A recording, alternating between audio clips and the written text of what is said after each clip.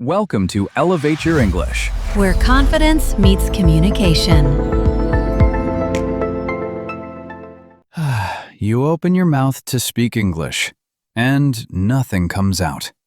Not because you don't know the words, because your brain is busy translating from your language first, and by the time you finish translating, the moment is gone. Welcome back, everyone. Today we will talk about something almost every English learner does secretly, every single day, without even noticing it. Translating in your head before you speak. Yes, and honestly, it's exhausting. You're not just learning English, you're running two languages in your brain at the same time. I remember this so clearly. I wanted to say, "I'm feeling a bit under the weather today" to a coworker. Simple sentence, right? But in my head, it became this whole translation project. First, I thought the sentence in my own language. Then I searched for each word in English. Then I tried to arrange them in the right order. By the time I opened my mouth, Let me guess, you just said, "I'm sick." I said, "I'm sick." That's it. 2 words. All that mental work, and I still said the most basic sentence possible. And that's the real problem, isn't it? It's not that people don't know English, it's that they're translating instead of thinking directly in English. And translation slows you down, makes you sound stiff, and honestly, it makes you doubt yourself even more. So let's talk about why this happens. Because it's not laziness, it's not lack of intelligence, it's just how we were taught. Exactly. Most of us learned English through grammar rules and word lists. Memorize this word, memorize that rule, translate this sentence for homework. Nobody taught us to just speak, to think in the language. It's like learning to swim by reading a book about swimming. You can explain the theory perfectly, but the moment you're in the water, your body doesn't know what to do. That's such a good way to put it. Because speaking a language isn't really a thinking skill. It's closer to a physical skill, like swimming or riding a bike. Your mouth needs to move without your brain stopping to check every rule first. And here's the uncomfortable part. A lot of learners think, I need to know more grammar before I can speak confidently. So they keep studying, and studying, and studying. But confidence doesn't come from more grammar knowledge. It comes from talking, even badly, even with mistakes. Especially with mistakes. Let's talk about the struggles because I think a lot of people listening right now are nodding. Okay, struggle number 1. You understand everything when you read or listen, but when it's your turn to speak, your mind goes completely blank. Yes, this happens to so many people. It's called the input-output gap. You've put in thousands of hours of listening and reading, but almost 0 hours of actual speaking. So your brain has information, but no practice moving that information out through your mouth. Struggle number 2. You're scared of sounding stupid, so you stay quiet even when you actually know the answer. Oh, that one hits close.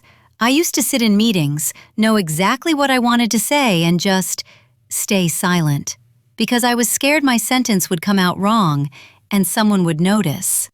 And struggle number 3, which connects to everything else. You have nobody to practice with.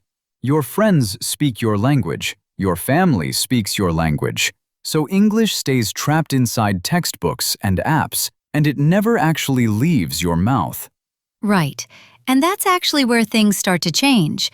Because once you understand these 3 struggles, translating too much, fear of mistakes, and no speaking partner, you can attack them directly instead of just hoping things will magically improve. So let's talk about what actually helps. Not a list of tips, just what we've seen work in real conversations with real learners. The first shift is small but powerful. Instead of translating full sentences, start thinking in short English phrases about your day. Not perfect grammar, just phrases. Coffee time. So tired today. Traffic is crazy. You're not writing an essay in your head, you're just narrating your life in simple English. I actually did this last week. I was making dinner, and instead of thinking in my own language, I just said out loud, "Okay, cutting the onions now. This smells so good."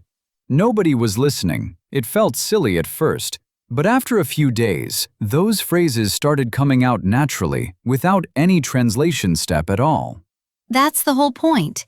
You're training your mouth and your brain to work together, in English, without the middleman. And the second thing that really helps, talking to yourself. I know it sounds strange. It sounds strange until you realize actors do it, public speakers do it, even confident bilingual people do it quietly in their heads. Talking to yourself in English, even for 2 minutes, removes the fear of judgment. There's no one to laugh at your mistakes. It's just you, practicing. And here's something people forget. Mistakes aren't failures. They're proof that you're actually using the language instead of just studying it from a safe distance. That's such an important mindset shift. A mistake means you tried to communicate a real idea. A perfect silence means you communicated nothing at all. Okay, this is a good moment for our mini challenge. Are you ready for this? Let's do it. Here's the challenge. For the next 60 seconds after this episode ends, describe your room out loud in English. Don't think about grammar. Don't translate. Just look around and say what you see. This is my chair. My phone is on the table. The window is open. No pressure to be perfect. The goal is just to move your mouth in English without stopping to translate first. And if you mess up a sentence halfway through, keep going anyway. That's actually the whole exercise.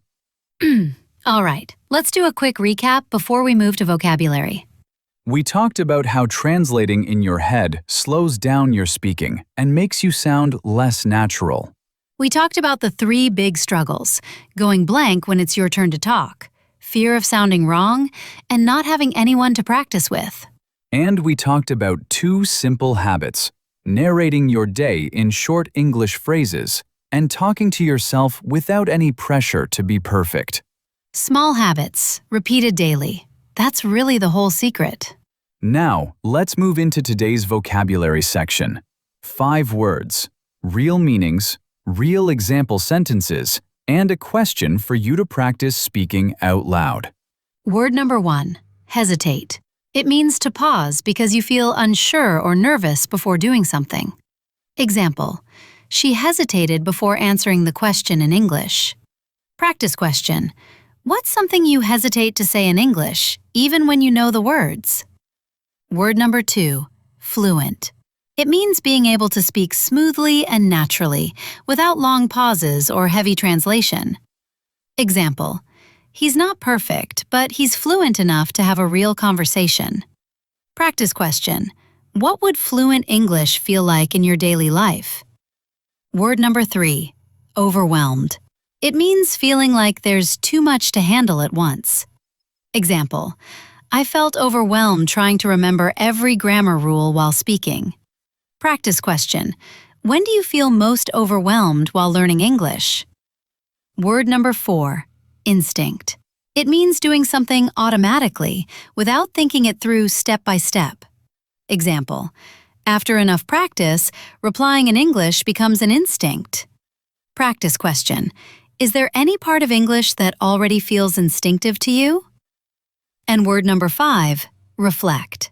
It means to think carefully about something, often looking back at your own experience. Example, take a moment to reflect on how far your English has come. Practice question, when you reflect on your speaking journey, what's one small improvement you're proud of? Word number 6, overcome. It means to successfully deal with a problem or difficulty. Example, she overcame her fear of speaking English in public. Practice question, what's one fear you've already overcome on your English journey? Word number 7, awkward. It means uncomfortable, embarrassing, or not smooth. Example, the first conversation felt awkward, but it got easier with practice. Practice question, describe a time your English conversation felt awkward. What happened? So if you're listening to this and you've been waiting to feel ready before you speak English, that moment might never come. Not because you're not capable, but because readiness isn't something you wait for. It's something you build, one imperfect sentence at a time. You don't need to translate your thoughts perfectly. You just need to speak them, exactly as they are, even a little broken, even a little unsure. That's how every fluent speaker started, not with perfect grammar, with the courage to just talk. If this episode helped you see your own habits a little differently, hit subscribe so you don't miss the next one. We're building this journey together, one conversation at a time. See you in the next episode. Until then, don't translate. Just speak.